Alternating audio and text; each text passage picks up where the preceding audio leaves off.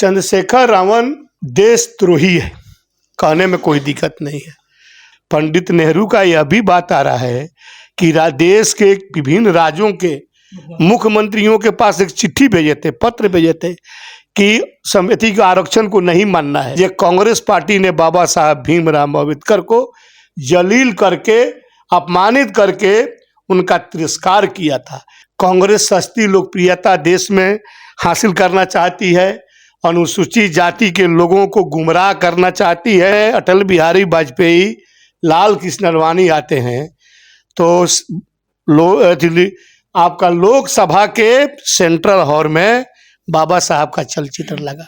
बाबा साहब भीमराव अम्बेडकर जी आजाद देश में जब चुनाव लड़ने गए लोकसभा का, तो उस समय के तत्कालीन प्रधानमंत्री पंडित नेहरू और कांग्रेसियों ने बाबा साहब भीमराव अम्बेडकर जी के खिलाफ अपना उम्मीदवार दिया। बिहार सरकार के गन्ना एवं उद्योग मंत्री भाई कृष्णनंदन पासवान जी आज मेरे साथ बैठे हुए हैं और विगत कुछ दिनों से आप देख रहे होंगे केवल बिहार ही नहीं अपितु पूरे देश में अम्बेडकरवाद को लेकर के एक नया जो है मुद्दा छा गया है। विपक्ष लगातार भारतीय जनता पार्टी, जनता दल यूनाइटेड के अलावे सत्ता पक्ष की तमाम पार्टियों पे हमलावर है।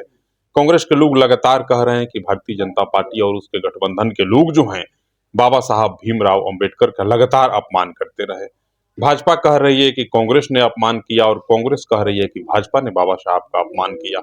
इस द्वंद्व में आखिर बाबा साहब को अपमानित किसने किया, इस पे चर्चा करने के लिए बिहार सरकार के मंत्री भाई कृष्णनंदन पासवान जी मेरे साथ जुड़ चुके हैं। बहुत स्वागत है, बहुत वंदन है आपका। आप सभी का भी स्वागत है। बाबा साहब को अपमानित वास्तव में किसने किया? भारतीय जनता पार्टी ने किया या फिर कांग्रेस ने किया?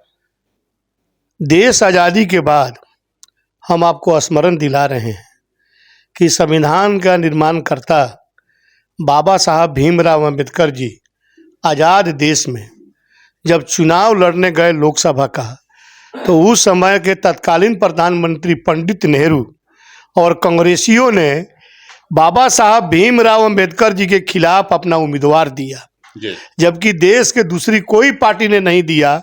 दूसरी पार्टी के नेताओं ने कहा यह संविधान के निर्माण करता है, यह युग पुरुष है, इनको जीतना चाहिए।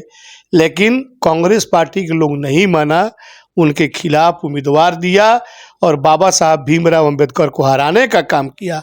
फिर दूसरी बार भी बाबा साहब भीमराव अम्बेडकर जब चुनाव लड़ने गए, तो फिर वहीं कांग्रेसी और वहीं देश के तत्कालीन प्रधानमंत्री पंडित नेहरू ने फिर दोबारा उम्मीदवार खड़ा किया और बाबा साहब को अपमानित करते हुए उनको हराने का काम किया।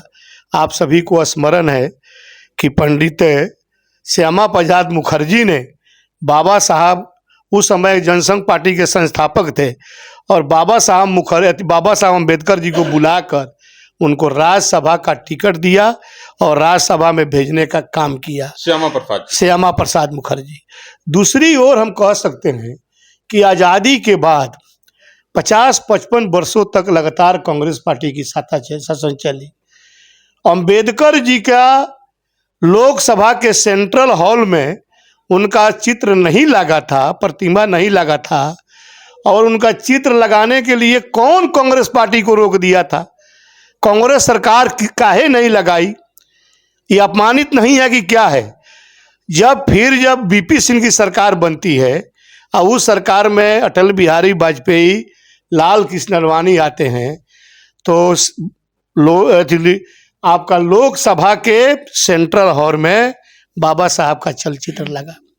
फिर भारत रत्न का उपाधि कांग्रेस पार्टी के लोग क्यों नहीं दिया इतने वर्षों के सरकार में? वहीं फिर बीपी सिंह की सरकार और फिर लोग सब कोई मिलकर भारत रत्न की उपाधि मिला। कांग्रेस इतना हल्ला क्यों कर रही है? कांग्रेस के पास कोई मुद्दा नहीं है। कांग्रेस सस्ती लोकप्रियता देश में हासिल करना चाहती है, अनुसूचित जाति के लोगों को गुमराह करना चाहती है। अनुसूचित जाति के जो बस्ती है उसमें अपना एजेंट को भेजकर इस तरह का भ्रामक प्रचार कराती है। लेकिन हम कह सकते हैं कि इस तरह का भ्रामक प्रचार से कांग्रेसी को कोई लाभ मिलने वाला नहीं है। बिहार और देश की जनता जो अनुसूचित जाति, दलित, महादलित है, सब लोग समझ रहे हैं कि कांग्रेस पार्टी ने बाबा साहब भीमराव अम्बेडकर को जलील करके, अपमानित करके उनका तिरस्कार किया था। पंडित नेहरू का यह भी बात आ रहा है कि देश के विभिन्न राज्यों के मुख्यमंत्रियों के पास एक चिट्ठी भेजे थे, पत्र भेजे थे कि समिति के आरक्षण को नहीं मानना है, आरक्षण को नहीं लागू करना चाहता है चाहिए। तो कौन अंबेडकर विरोधी है स्पष्ट हो जाता है देश के अंदर।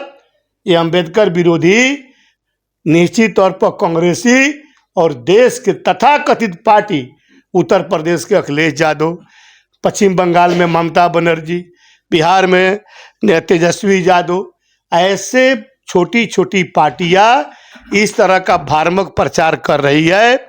और यह भी आपको याद दिलाना चाहते हैं कि जब देश में नरेंद्र मोदी की सरकार बनी तो अम्बेडकर जी को काफ़ी मान सम्मान देने का भारत की सरकार और प्रधानमंत्री नरेंद्र मोदी जी ने एक किया। बहुत बड़ा नाम है चंद्रशेखर रावण, क्या कहेंगे? चंद्रशेखर रावण देशद्रोही है, कहने में कोई दिक्कत नहीं है।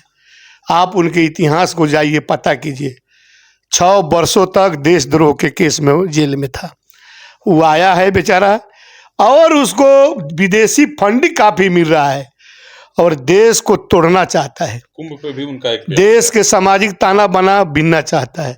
कुंभ पर जो बयान दिया है वैसे छोटे कीड़ा मकोड़ा, वैसे छोटे व्यक्ति का कोई ऐसा बयान का माने नहीं है। अरे कुंभ मेला तो भारत ही नहीं, दुनिया का सबसे बड़ा और दुनिया का सबसे सनातन धर्म का मेला है। वैसे हम कह सकते हैं कि सूर्य पर टॉर्च दिखाने जैसी बात चंद्रशेखर का है। वह लोग समाज में धर्म पर कुटरघात कर रहा है। तो धर्म तो एक आस्था है, हम धर्म को मानते हैं, पूजा पाठ में हमारी आस्था है। और ऐसे लोग कहता है जो पूजा पाठ मत करो, धर्म के नहीं मानो, सनातन धर्म कोई चीज़ नहीं है। कुंभ पर ऊपर हमला कर रहा है। अरे वह कुंभ का शक्ति उसको जलाकर भस्म कर देगी और उसका जीवन नर्क में चला जाएगा।